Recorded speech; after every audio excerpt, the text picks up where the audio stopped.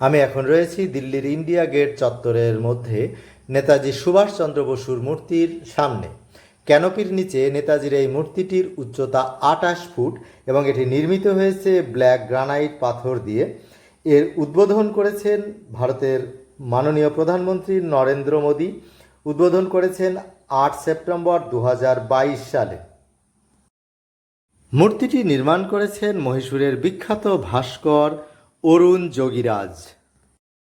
মূর্তিটি 10 ফুট দৈর্ঘ্য এবং 8 ফুট প্রস্থ একটা উঁচু মঞ্চের ওপর প্রতিষ্ঠিত। এখানে এর আগে ইংল্যান্ডের রাজা পঞ্চম জর্জের একটি মূর্তি ছিল। সেই মূর্তিটি অপসারণ করে 2022 সালের 23শে জানুয়ারি নেতাজির একটি হলোগ্রাম মূর্তি প্রতিষ্ঠা করা হয় এবং সেখানে নেতাজির 125তম জন্মবার্ষিকী পালন করা হয়েছিল। 280 টন ব্ল্যাক গ্রানাইট পাথরের একটি ব্লক কেটে এই মূর্তিটি নির্মাণ করা হয়েছে এবং এটি নির্মিত হয়েছিল national gallery of modern art বা NGMA দিল্লিতে।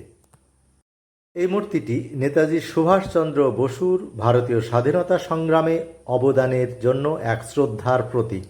এখানে দিনের পরিবেশের থেকে রাতের পরিবেশ আরও সুন্দর লাগে, কারণ তখন বিভিন্ন রঙের আলোয় সুসজ্জিত হয়ে ওঠে সমগ্র এই এলাকাটি।